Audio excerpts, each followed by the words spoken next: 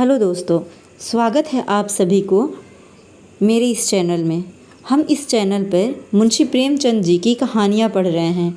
इससे पहले भी हम प्रेमचंद की बहुत सारी कहानियाँ पढ़ चुके हैं। आप उसे कहानियों को इस वीडियो के प्लेलिस्ट में जाकर देख सकते हैं। तो आइए आज हम प्रेमचंद की कहानी में एक और कहानी पढ़ेंगे जिसका शीर्षक है एक आँच की कसर। सारे नगर में महाशय यशोनंदन का बखान हो रहा था। नगर में ही नहीं, समस्त प्रांत में उनकी कीर्ति की जा रही थी। समाचार पत्रों में टिप्पणियाँ हो रही थी। मित्रों से प्रशंसापूर्ण पत्रों का तांता लगा हुआ था। समाज सेवा इसको कहते हैं। उन्नत विचार के लोग ऐसे ही करते हैं।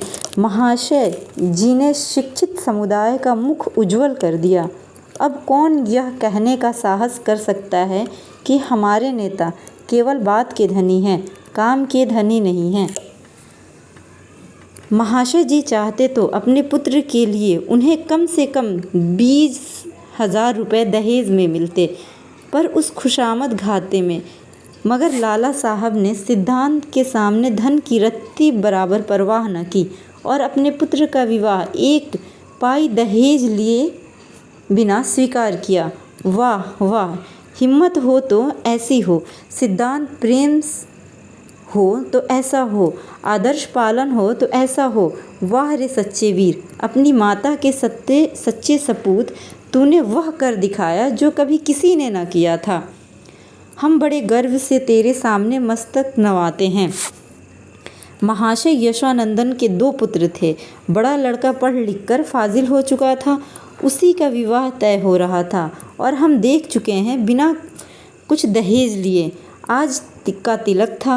शाहजहांपुर स्वामी दयाल तिलक के लेकर आने वाले थे।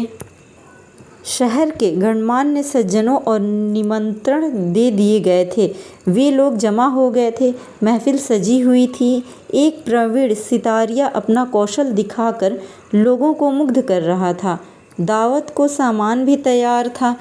मित्रगण यशोनंदन को बधाइयाँ दे रहे थे। एक महाशय बोले, तुमने तो कमाल कर दिया। दूसरे, कमाल? यह कहिए कि झंडे गाड़ दिए। अब तक जिसने देखा मंच पर व्याख्यान झाड़ते ही देखा।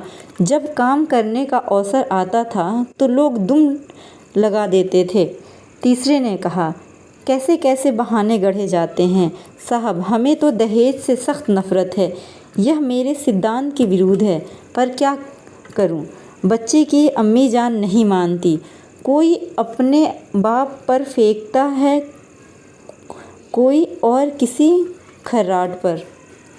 चौथे, अजी किसी को ऐसा बेहया है जो साफ साफ कह देते हैं कि अब हमने लड़के की शिक्षा दीक्षा में जितना खर्च किया है वह हमें मिलना चाहिए, मानो उन्होंने यह रुपए उन्होंने किसी बैंक में जमा किए थे।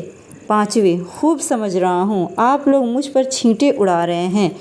इसमें लड़के वाले का ही दोष होता है या लड़की वालों का भी कुछ है? पहले, लड़के वाले का क्या दोष सिवा इसके कि वह लड़की का बाप है। दूसरे, सारा दोष ईश्वर का जिसने लड़कियां पैदा की। क्यों? पाँचवें, मैं ये नहीं कहता न सारा दोष लड़की वालों का है न सारा दोष लड़के वालों का। दोनों की दोषी है।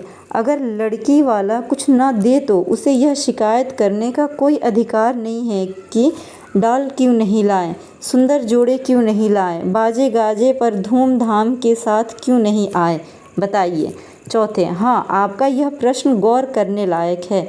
मेरी समझ में तो ऐसी दशा में लड़के के पिता को यह शिकायत न होनी चाहिए।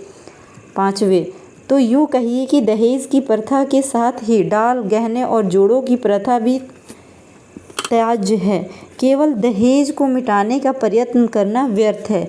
यशोनंदन, यह भी लेम एक्सक्यूज़ है। मैंने दहेज नहीं लिया है, लेकिन क्या डाल गहने ले जाऊंगा? पहले, महाशय अपनी बात निराली है। आप अपनी गिनती हम दुनिया वालों के साथ क्यों करते हैं? आपका स्थान तो देवताओं के स्थान है। दूसरा, 20,000 की रकम छोड़ दी, क्या बात है? यशोदानंद, मेरा तो यह निश्चय है कि हमें सदैव प्रिंसिपल्स पर स्थिर रहना चाहिए। प्रिंसिपल के सामने मनी की कोई वैल्यू नहीं है। दहेज की कुप्रथा पर मैंने खुद को कोई व्याख्यान नहीं दिया, शायद कोई नोट तक नहीं लिया। हाँ, कॉन्फ्रेंस में इस प्रस्ताव को सेकंड कर चुका हूँ। मैं उसे तोड़ना भी चाहूँ तो आत्मा न तोड़ने देगी। मैं सत्य कहता हूँ, यह रुपए लूँ तो मुझे इतनी मानसिक वेदना होगी कि शायद मैं इस आघात से बच ना सकूँ। 5वें, अब की कॉन्फ्रेंस आपके सभापति न बनाए तो उसका घोर अन्याय है। यशोनंदन, मैंने अपनी ड्यूटी कर दी, उसका रिकॉग्निशन हो या न हो मुझे इसकी परवाह नहीं। इतने में खबर हुई कि महाशय स्वामी दयाल आ पहुँचे। लोग उनका अभिवादन करने को तैयार हुए। उन्हें मसनद पर ला बिठाया और तिलक का संस्कार आरंभ हो गया। स्वामी दयालाल ने एक ढाक के पत्तल पर नारियल, सुपारी, चावल, पान आदि वस्तुएं वर के सामने रखी। ब्राह्मणों ने मंत्र पढ़े, हवन हुआ और वर के माथे पर तिलक लगा दिया गया। तुरंत घर की स्त्रियों ने मंगलाचरण गान शुरू किया। यहाँ महफिल में महाशय यशोनंदन ने एक चौकी पर खड़े होकर दहेज की कुप्रथा पर व्याख्यान देना शुरू किया। व्याख्यान पहले से लिखकर तैयार कर लिया गया था। उन्होंने दहेज की ऐतिहासिक व्याख्या की थी। पूर्व काल में दहेज का नाम भी न था। महाशयों, कोई जानता ही न था कि दहेज या ठहरौनी किस चिड़िया का नाम है। सत्य मानिए, कोई जानता ही न था कि ठहरौनी है क्या चीज़, पशु या पक्षी, आसमान में या ज़मीन में, खाने में या पीने में। बादशाह ज़माने में इस प्रथा की बुनियाद पड़ी। हमारे युवक सेनाओं ने सम्मिलित होने लगा। यह वीर लोगों ने सेनाओं के जाना गर्व समझते थे। माताएं अपने दुलारों को अपने हाथ से शस्त्र से सजा कर रण क्षेत्र भेजती थी। इस भ्रांति युवकों की संख्या कम होने लगी और लड़कों का मोल तोल शुरू हुआ। आज यह नौबत आ गई कि मेरी इस तुच्छ महातुच्छ सेवा पर पत्रों में टिप्पणियाँ हो रही है, मानो मैंने कोई असाधारण काम किया है। मैं कहता हूँ, अगर आप संसार में जीवित रहना चाहते हैं तो इस प्रथा का तुरंत अंत कीजिए। एक महाशय ने शंका की, क्या इसका अंत किए बिना हम सब मर जाएंगे? यशोनंदन, अगर ऐसा होता है तो क्या पूछना, लोगों को दंड मिल जाता और वास्तव में ऐसा होना चाहिए। यह ईश्वर का अत्याचार है कि ऐसे लोभी, धन पर गिरने वाले, बुर्दाफाश, अपनी संतान का विक्रय करने वाले नराधम जीवित हैं और समाज उनका तिरस्कार नहीं करता, मगर वह सब बुर्दफरोश हैं इत्यादि। व्याख्यान बहुत तंद लंबा और हास्य से भरा हुआ था। लोगों ने खूब वाहवाही की। अपना वक्तव्य समाप्त करने के बाद उन्होंने अपने छोटे लड़के परमानंद को, उसकी अवस्था 7 वर्ष की थी, मंच पर खड़ा कर दिया। उसे उन्होंने एक छोटा सा व्याख्यान लिख कर दे रखा था। दिखाना चाहते थे कि इस कुल के छोटे बालक भी कितने कुशाग्र बुद्धि हैं। सभा समाजों में बालकों से व्याख्यान दिलाने की प्रथा है ही किसी को कौतूहल न हुआ।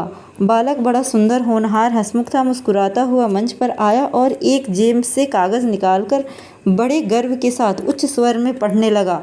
प्रिय बंधुवर, नमस्कार। आपके पत्र से विदित होता है कि आपको मुझ पर विश्वास नहीं है। मैं ईश्वर को साक्षी करके धन आपकी सेवा में इतनी गुप्त रीति से पहुँचेगा कि किसी को लेश मात्र भी संदेह न होगा। हाँ, केवल एक जिज्ञासा करने की दृष्टा करता हूँ। इस व्यापार और गुप्त रखने को आपको और सम्मान और प्रतिष्ठा लाभ होगा और मेरे निकटवर्ती में मेरी जो निंदा की जाएगी उसके उपलक्ष्य में मेरे साथ क्या रियायत होगी। मेरा विनीत अनुरोध है कि 25 से 5 निकालकर मेरे साथ न्याय किया जाए। महाशय यशोनंदन घर के मेहमानों के लिए भोजन परोसने का आदेश करने लगे थे। निकले तो यह वाक्य उनके कानों में पड़ा, 25 में से 5 मेरे साथ न्याय किया कीजिए। चेहरा कफ हो गया। झपट कर लड़के के पास गए, कागज़ उसके हाथ से छीन लिया और बोले, नालायक, ये क्या पढ़ रहा है? यह तो किसी मुवक्किल का खत है जो उसने अपने मुकदमे के बारे में लिखा था। यह तू कहाँ से उठा लाया? शैतान, जा वह कागज़ ला जो तुझे लिख कर दिया गया था। एक महाशय, पढ़ने दीजिए। इस तहरीर में जो लुत्फ़ है वह किसी दूसरी तकरीर में न होगा। दूसरे, जादू वह जो सिर चढ़ के बोले। तीसरे, अब जलसा बर्खास्त कीजिए, मैं तो चला। चौथे, यहाँ भी चलतू हुए।